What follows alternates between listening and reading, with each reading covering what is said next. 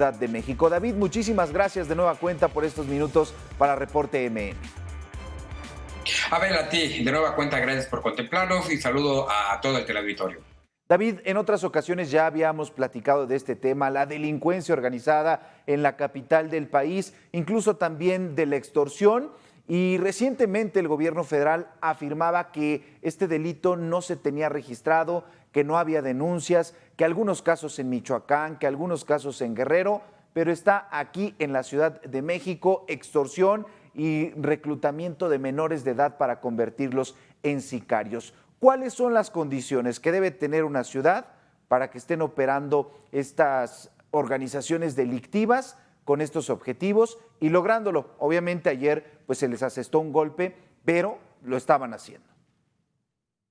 Sí, Isabel, como bien lo comentas, es un tema que ya hemos hablado de manera constante en este espacio, ¿no? Primero que nada, esta entre negativa y entre querer aceptar que efectivamente hay un problema de extorsión y de delincuencia organizada aquí en la Ciudad de México, ¿no? Si bien habla mucho que el delito de extorsión es muy poco o es muy bajo porque no hay denuncia, pues bueno, nos estamos dando cuenta el por qué no hay estas denuncias, ¿no? Estamos hablando de grupos criminales que tienen poder de fuego, que tienen capacidad para organizarse y que, pues como ya lo ha demostrado la propia Secretaría de Seguridad Ciudadana, pues tienen esta capacidad no solamente de intimidar a los pequeños comerciantes asentados en la zona centro y en otras alcaldías, sino también este poder para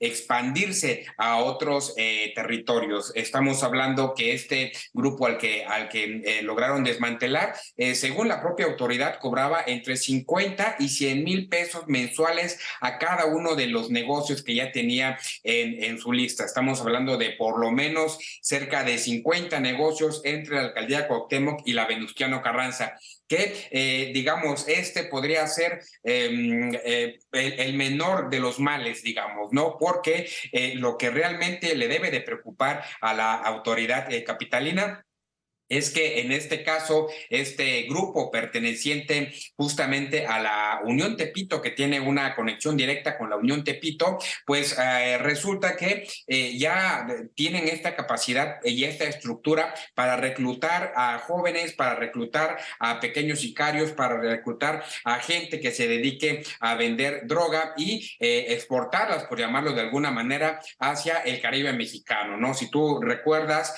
Abel, hubo una situación complicada en toda aquella zona donde varios grupos estuvieron disputando la llamada pues joya de todo el país, que es justamente Cancún, Quintana Roo, Playa del Carmen y esta zona. Pues bueno, la Unión Tepito era uno de estos grupos criminales que justamente estaba disputando ese sector, y ahora pues nos damos cuenta que tienen pues todo el aparato para intentar pelear una plaza tan importante como lo es Cancún o Playa del Carmen. David, estamos hablando, por supuesto, de un fenómeno pues muy interesante, pero que también que preocupa muchísimo. ¿Qué debería estar haciendo la autoridad desde el gobierno federal, la Ciudad de México? ¿Cómo apoyar desde la sociedad civil para que se frene este reclutamiento de menores? Por supuesto que llama la atención, que genera alerta, que menores de edad, principalmente adolescentes, puedan llegar a las manos de estos grupos criminales, sean capacitados, sean preparados como sicarios y estén extorsionando al interior del país. Es un tema muy complejo que hay que dejarlo en claro. No se va a solucionar en 3 años, en 6 años o a corto plazo. Hay que recordar que la Ciudad de México tiene muchas zonas complicadas y aunque la autoridad o la actual administración o los gobiernos anteriores quieran catalogar a Ciudad de México como una ciudad cosmopolita, como una ciudad importante, de avanzada, de referencia.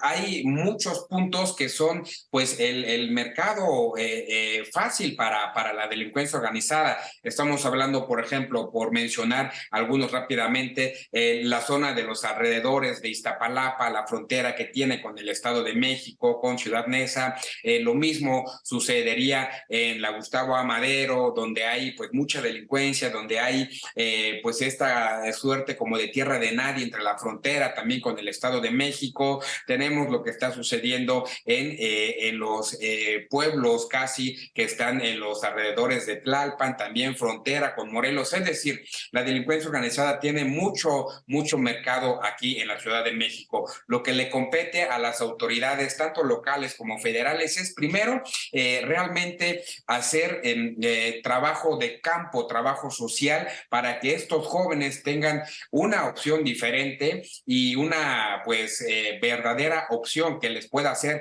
redituables desde como para sus estudios, alguna práctica del deporte o incluso pues algún trabajo que pueda ser sostenible. Estamos hablando de que si tú a un joven que no puede o que no pudo tener la oportunidad de estudiar la preparatoria o universidad, le ofreces becas de 1,000, de 1,500 pesos, cuando el narco te ofrece, como ya lo dijo el propio secretario, 5,000 pesos semanales, hay una disparidad y ahí es donde debe atacar toda la autoridad en conjunto, Abel. Claro. David, finalmente, pues esta autoridad de seguridad en la Ciudad de México ha presentado datos favorables en diferentes rubros en materia de inseguridad, pero ¿realmente se está debilitando a la Unión Tepito y a las otras organizaciones o incluso se están fortaleciendo? ¿Se presentan estos golpes a las organizaciones delictivas, pero es realmente así? ¿Se están debilitando?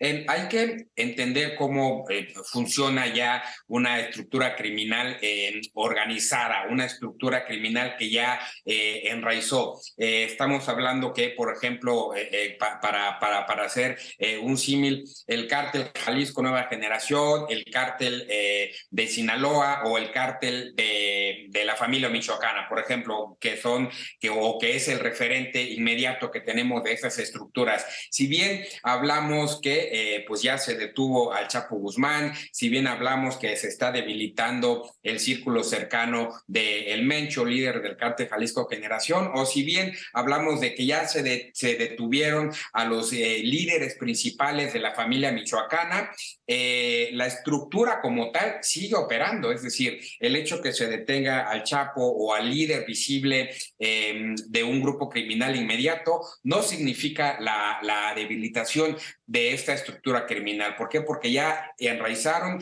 y ya tienen suficiente efectivo para operar, ya tienen negocios para el financiamiento, para el blanqueo de efectivo. Lo mismo sucede con el cártel de Tláhuac aquí, con la Unión Tepito y otras células que siguen estando en la Ciudad de México. Sí, tanto la seguridad ciudadana como la propia Fiscalía Capitalina habla de detención y de desmantelación de estas pequeñas células, pero no han dado a conocer información importante que se refiera a un golpe financiero a estas estructuras. Y mientras no se golpee la manera en la que ellos consolidan su estructura a través de la economía, mientras no se dé a conocer qué negocios están ligados con estas estructuras o de dónde y cómo blanquean el efectivo, va a ser muy complicado que estemos hablando de una debilitación de estas dos estructuras, por poner un ejemplo, ¿no? Si a esto nos sumamos que la Unión Tepito ya se estaba expandiendo hacia el Caribe, hay que darnos una idea de la cantidad de fuerza que tienen, Abel. Platicamos esta noche con David Fuentes, él es periodista y autor del libro Narco Ciudad de México, y nos quedamos con esta parte, la tensión social y sobre todo el reto de una estrategia integral que realmente debilite y que, bueno, pues ¿por qué no?, que vaya terminando con estas organizaciones. David, muchísimas gracias por estos minutos para Reporte MN. A ti, Abel, hasta luego, buenas noches. Muy buena noche. Cambiamos de tema. Tragedia en un centro comercial de la zona de Azcapotzalco, aquí en la Ciudad de México. Un trabajo